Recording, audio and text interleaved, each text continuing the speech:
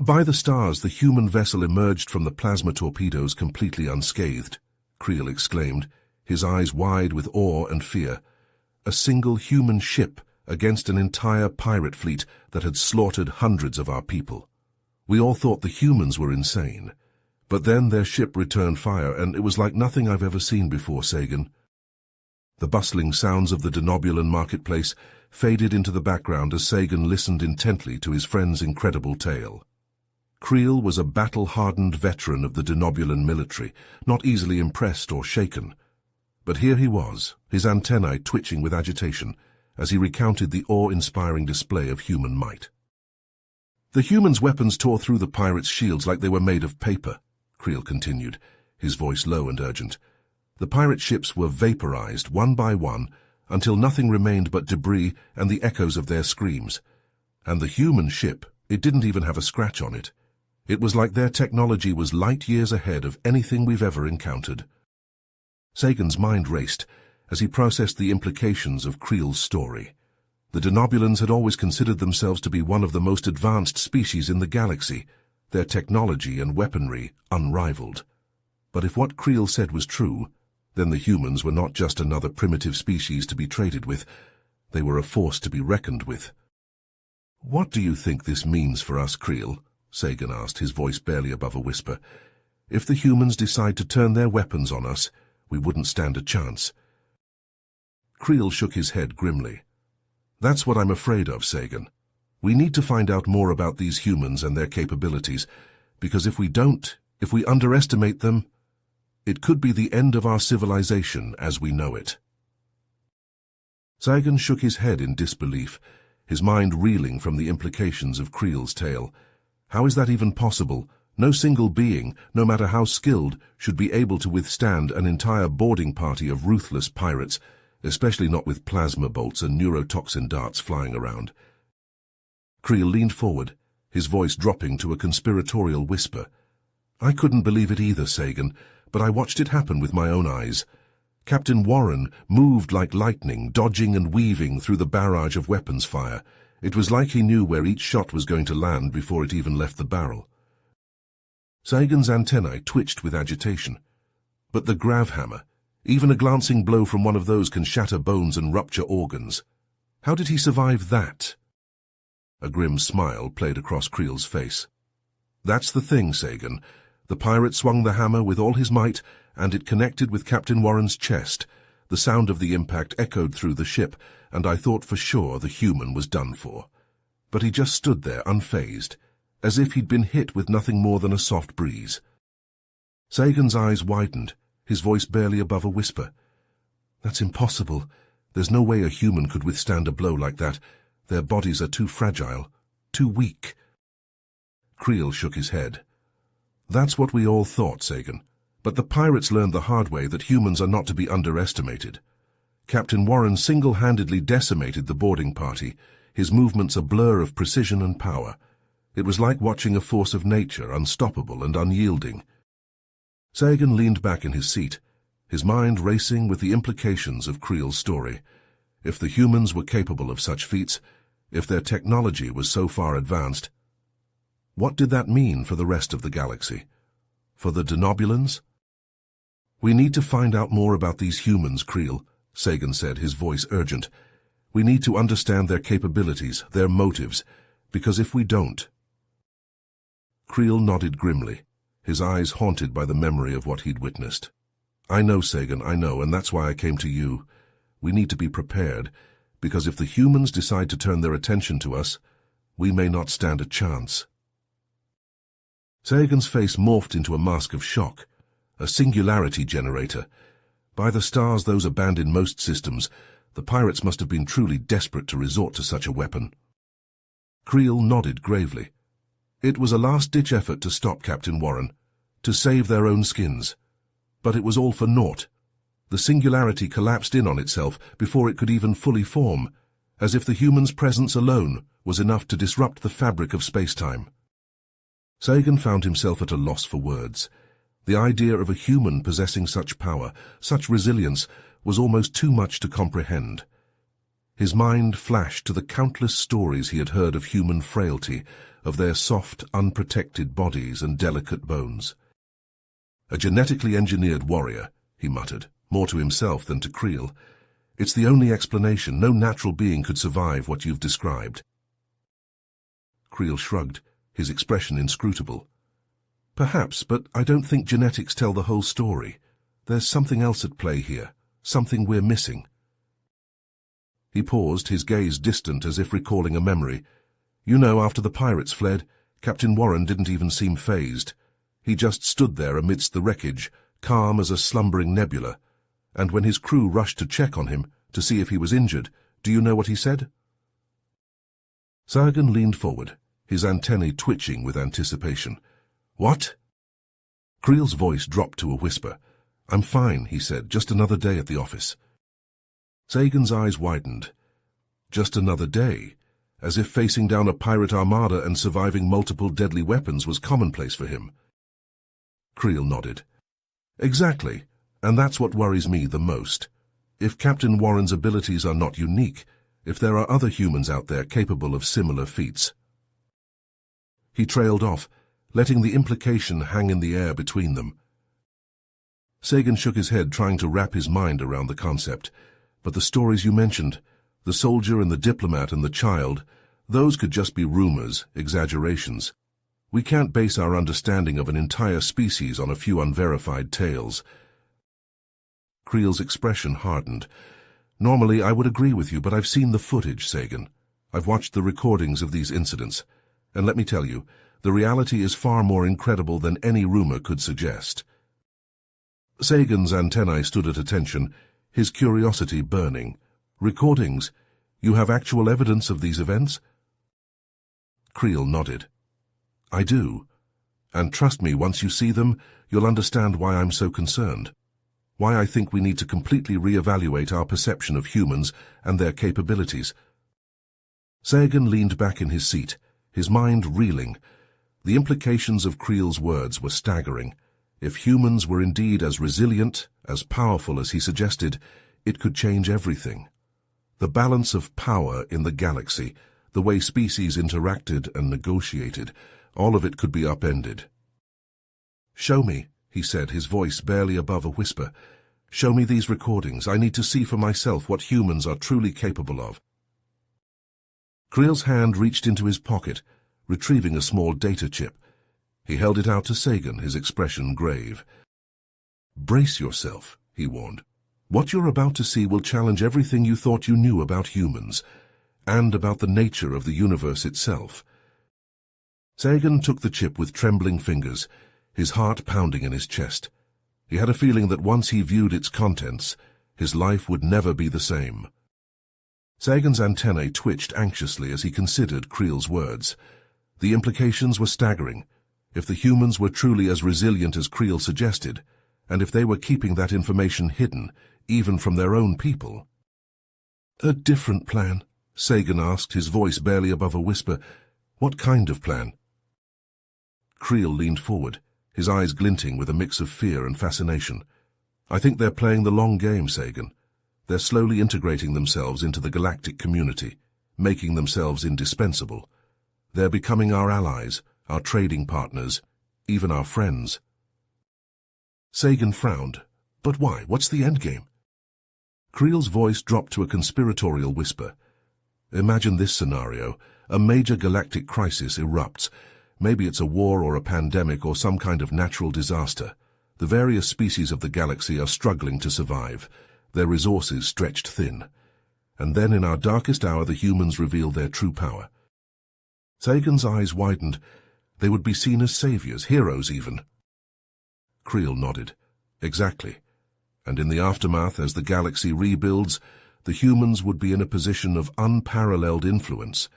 They could reshape the very fabric of our society, and no one would question it. After all, they saved us all." Sagan shook his head in disbelief. "But that's incredible and terrifying. If what you're saying is true, the humans could essentially control the galaxy without firing a single shot." Creel's expression was grim. "And that's the beauty of it, Sagan. It's a takeover without conquest, a revolution without rebellion. The humans would be seen not as conquerors, but as guardians, protectors, and we would all willingly follow their lead. Sagan slumped back in his seat, his mind reeling. The thought of the humans wielding such power, such influence, was both awe-inspiring and deeply unsettling. He had always considered the humans to be a relatively minor player on the galactic stage, a young species still finding its way. But if Creel was right, if the humans were truly playing a game that spanned decades, even centuries... Sagan's shoulders slumped. Creel was right. They were in an impossible situation. If they spoke out against the humans without proof, they would be laughed off the galactic stage. But if they stayed silent, if they allowed the humans to continue their secret machinations... "We need more information," Sagan said, his voice low and determined. "We need to find out everything we can about the humans and their plans. We need to be ready for whatever comes next." Sagan's eyes narrowed as he considered Creel's words. The implications were staggering, almost too much to comprehend. He leaned forward, his voice low and urgent. "But if the humans are playing such a long game, surely there must be some evidence of their true intentions, some clue that we've overlooked." Creel nodded, his expression grim. "That's the thing, Sagan. I think there have been clues all along, we just didn't know how to interpret them." He paused, as if gathering his thoughts. "Remember the Zorgan incident? How the humans stepped in at the last moment to broker a peace deal, just as the conflict was about to escalate into all-out war?" Sagan's antennae twitched with recognition. Of course, it was all over the news feeds. The human ambassador, what was her name? Sarah Thompson? She managed to get both sides to agree to a ceasefire within a matter of hours. Creel leaned in closer, his voice dropping to a whisper. But what the news feeds didn't report was that Ambassador Thompson walked into that negotiation room unarmed and unprotected. She faced down 2 armies of hostile aliens, each armed to the teeth, and emerged without a scratch. Sagan's eyes widened. "You think she knew about the humans' invincibility?" Creel shrugged. "It's possible, or maybe she was just incredibly brave. But either way, it's another example of the humans inserting themselves into a galactic crisis and coming out on top." Sagan sat back, his mind reeling. And then there was the Pluvian plague. The humans were the first to develop a cure, and they distributed it freely to every infected world. Creel nodded. Exactly. They could have used that cure as a bargaining chip, a way to gain political or economic power. But instead, they gave it away. As if the gratitude and goodwill of the galaxy was more valuable to them than any material reward. Sagan frowned, a thought occurring to him. "You know, now that I think about it, the humans have been at the forefront of almost every major scientific breakthrough in recent memory, faster than light travel, quantum computing, even artificial gravity. It's like they're deliberately accelerating our technological progress." Sagan shook his head, overwhelmed by the scope of it all. "I just can't believe we never saw it before. The signs were there all along, hidden in plain sight." Creel sighed, his antennae drooping. "Hindsight is always clearer, my friend. But now that we know the truth, or at least suspect it, we have a choice to make." Sagan looked up, meeting Creel's gaze. "And what choice is that?" Creel's voice was heavy with the weight of his words. "We can either resist the humans' plan, fight against their influence, and try to maintain our independence, or we can accept the change that's coming and hope that the humans' leadership will be as benevolent as their actions suggest." Sagan's mind raced with the possibilities, each more daunting than the last. To resist the humans would be to go against the tide of history, to fight a battle that might already be lost, but to accept their rule, to surrender their autonomy and self-determination. Creel's brow furrowed, his mind racing with possibilities.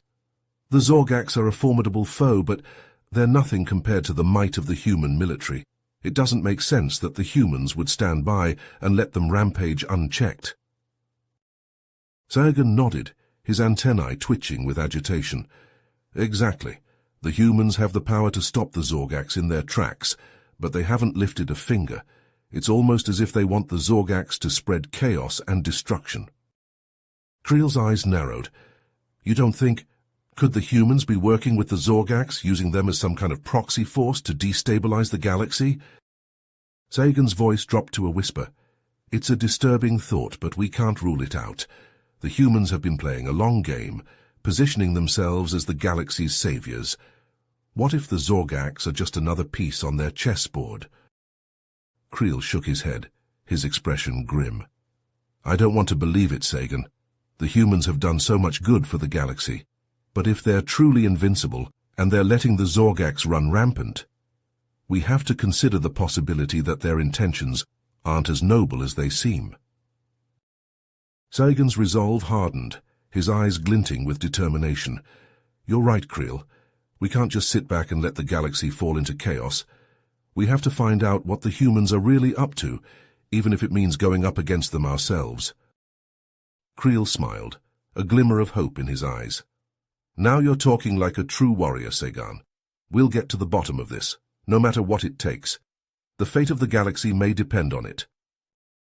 The two friends sat in silence for a moment, the weight of their realization hanging heavy in the air. The humans, once seen as the galaxy's greatest hope, now cast a shadow of uncertainty over the future. Sagan's mind raced with questions. If the humans were truly invincible, why had they not used their power to stop the Zorgax's reign of terror? Could they be in league with the cybernetic zealots, using them as pawns in some grand galactic game? Creel's antennae twitched as if sensing Sagan's unease. We need more information, Sagan. We need to find out what the humans are really up to, and why they're letting the Zorgax run rampant. Sagan nodded, his jaw set with determination. Agreed, but where do we start?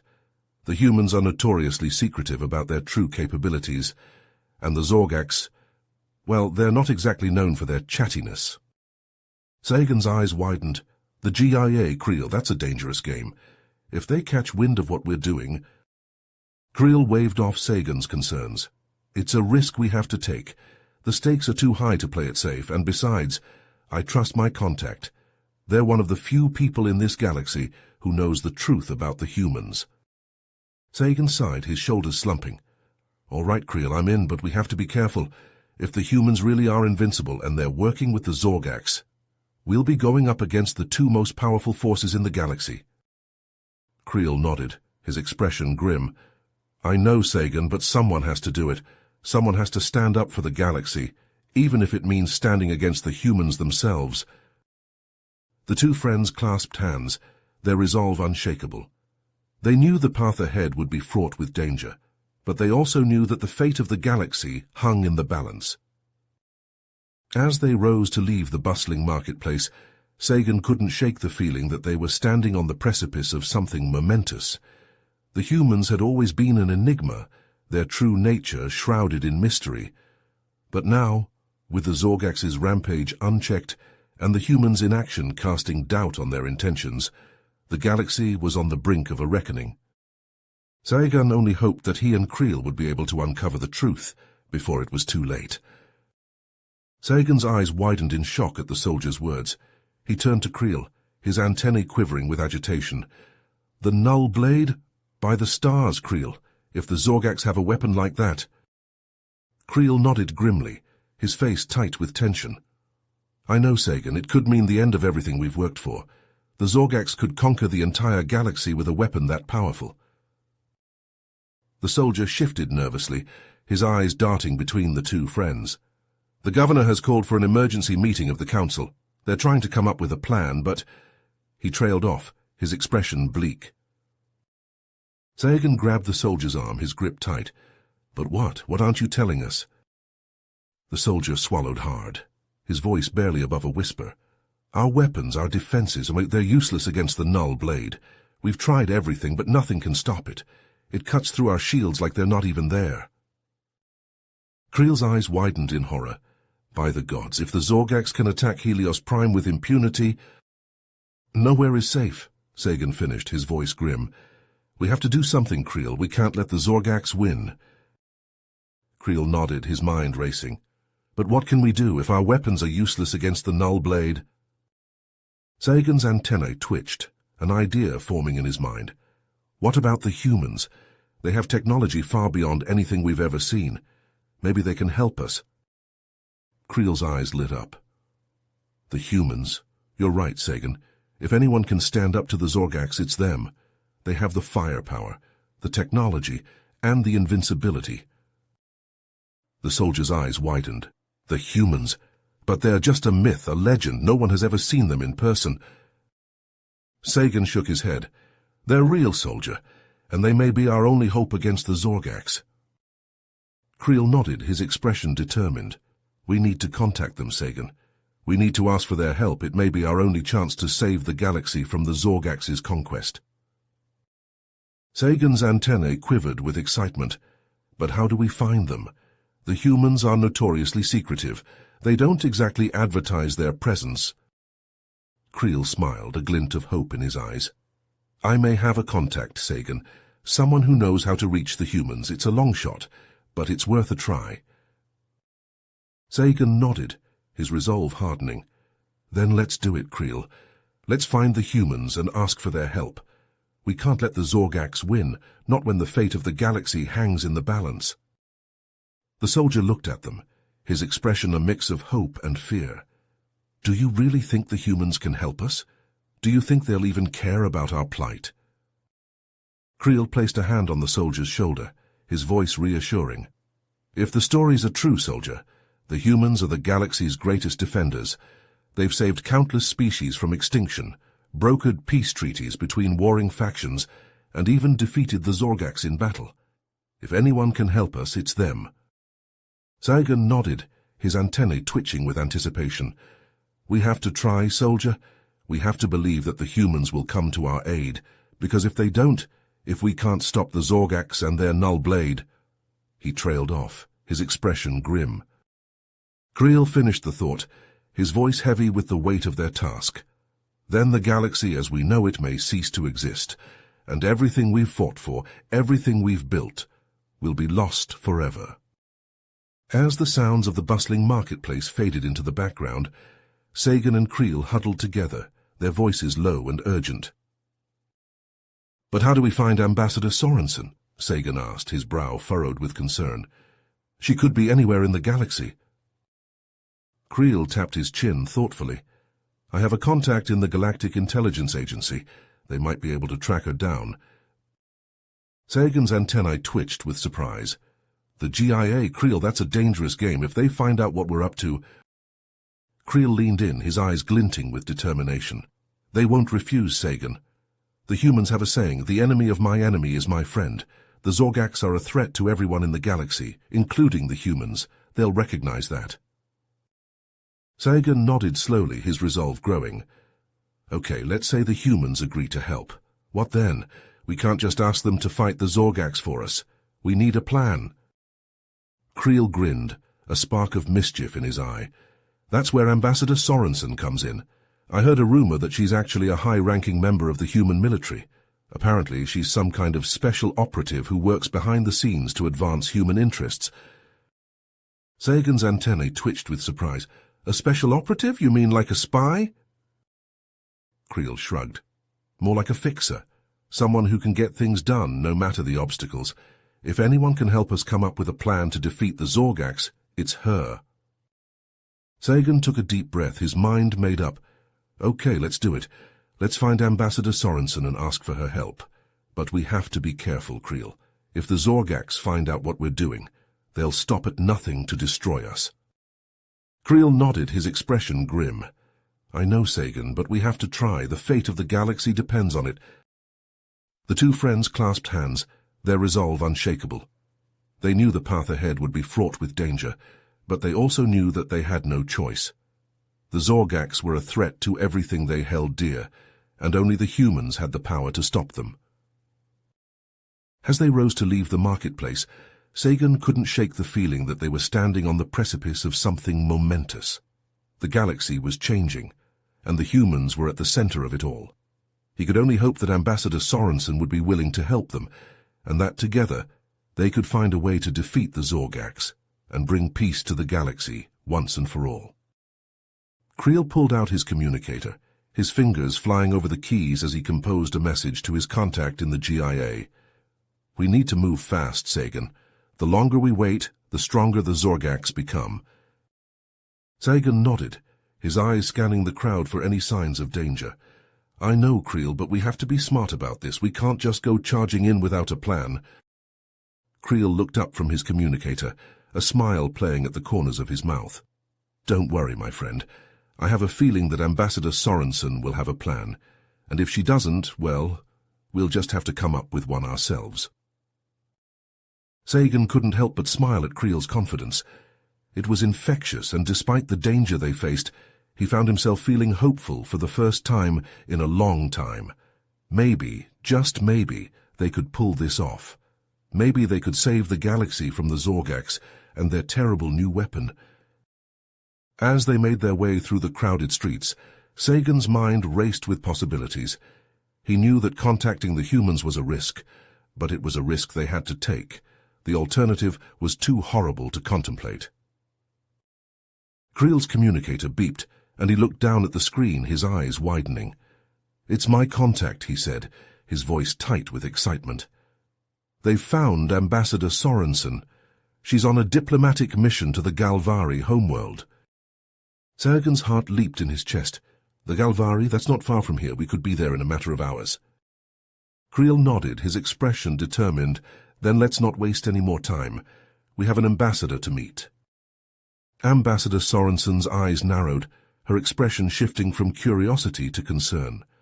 "The Zorgaks? Planning an attack on Denabula?" She shook her head, her blonde hair swaying with the motion. "That's a serious accusation, Sagan. What evidence do you have?" Sagan and Creel exchanged a glance, both realizing the precariousness of their situation. They had no concrete proof, only whispers and rumors, but they knew in their hearts that the threat was real. Sagan stepped forward, his antennae quivering with urgency. "Ambassador, we've received reports from our intelligence network. The Zorgaks have been amassing their forces near our border, and they've been seen testing a new weapon, something they call the Null Blade." Creel nodded, his expression grim. "We don't know the full capabilities of this weapon, but from what we've heard, it's unlike anything we've ever seen before. It can cut through shields and armor like they're made of paper." Ambassador Sorensen frowned, her brow furrowing in thought. "The Null Blade. I've heard rumors of such a weapon, but I thought they were just that, rumors." Sagan shook his head. "I'm afraid not, Ambassador. The threat is very real, and we need your help to stop it." The human diplomat paused, her piercing blue eyes studying the two Denobulans intently. Sagan could almost see the gears turning in her mind, weighing the options, considering the consequences. Finally she spoke, her voice low and measured. "I understand your concern, Sagan. But you must understand the humans can't just intervene in every conflict that arises in the galaxy. We have our own interests to consider, our own people to protect." Creel's antennae twitched with frustration. "But Ambassador, surely you can see that the Zorgaks are a threat to everyone, not just the Denobulans. If they succeed in conquering our world, they won't stop there. They'll keep expanding, keep conquering, until the entire galaxy is under their control." Ambassador Sorensen sighed, her shoulders slumping slightly. "I know, Creel, believe me, I know. The Zorgaks are a menace, and their actions threaten the stability of the entire galaxy." She paused, her gaze drifting to the sleek silver spacecraft behind her. "But I can't make this decision alone. I'll need to consult with my superiors, gather more intelligence on the situation." Sagan's heart sank. They were running out of time. Every moment they delayed was another moment the Zorgaks grew stronger, another moment their homeworld was left vulnerable. But he knew that the ambassador was right. The humans couldn't just rush into a conflict without fully understanding the situation, without considering the risks and the consequences. Creel stepped forward, his voice urgent. "Ambassador, we understand your position, but please, we beg of you, don't delay too long. The fate of our world hangs in the balance." She glanced at her spacecraft, then back at the two Denobulans. "I have to go now, but I'll be in touch as soon as I have any updates. In the meantime, stay safe and stay vigilant. The Zorgaks are not to be underestimated." With that, the ambassador turned and boarded her ship, the hatch hissing shut behind her. Sagan and Creel watched as the spacecraft lifted off, its engines roaring to life as it soared into the sky. As the ship disappeared into the distance, Sagan turned to Creel, his expression a mix of hope and fear. "Do you think she'll be able to help us, Creel? Do you think the humans will come to our aid?" Creel sighed, his antennae drooping. "I don't know, Sagan, but we have to have faith. The humans are our best hope, maybe our only hope." Ambassador Sorensen's words hung heavy in the air, the weight of their implications pressing down on Sagan and Creel like a physical force. Sagan felt his heart sink, the hope he had clung to for so long crumbling to dust before his eyes. "But, Ambassador," Sagan pleaded, his voice trembling with desperation, "surely there must be something the humans can do. The Zorgacs are a threat to us all. If they conquer Denobula, they won't stop there." Ambassador Sorensen sighed, her eyes filled with genuine sorrow. "I understand your fear, Sagan, but the human government has strict policies in place. We cannot interfere in the affairs of other species, no matter how much we may want to." Creel stepped forward, his antennae quivering with barely contained rage. "So you're just going to stand by and watch as the Zorgacs slaughter our people? After everything we've done for you, all the support we've shown for human interests?" The ambassador met Creel's gaze, her expression pained. "It's not that simple, Creel. My hands are tied. The decision has been made at the highest levels of our government." Sagan felt a wave of despair wash over him, threatening to pull him under. He had pinned all his hopes on the humans, on their strength and their technology. Without them, what chance did Denobula have against the might of the Zorgacs? Ambassador Sorensen reached out, placing a comforting hand on Sagan's shoulder. "Don't give up hope, Sagan. Your people are strong, and you have allies beyond the humans. Keep fighting, keep resisting. The Zorgacs may be powerful, but they are not invincible." With those final words, the ambassador turned and boarded her ship, the door sliding shut behind her with a final echoing clang. Sagan and Creel watched as the spacecraft lifted off, disappearing into the sky like a silver bullet. For a long moment they stood in silence, the weight of their failure pressing down on them like a physical burden. Finally, Creel spoke, his voice barely above a whisper. "What do we do now, Sagan?" Sagan took a deep breath, his eyes hardening with determination. "We keep fighting, Creel, just like the ambassador said. We gather our allies, we build our strength, and we take the fight to the Zorgacs." Creel nodded, a grim smile spreading across his face. "Well said, my friend, well said indeed." Together, the two Denobulans turned and walked back towards the marketplace, their steps heavy with purpose. The battle against the Zorgacs was far from over, but they would not face it alone. They had each other, and the hope of a galaxy united against a common foe.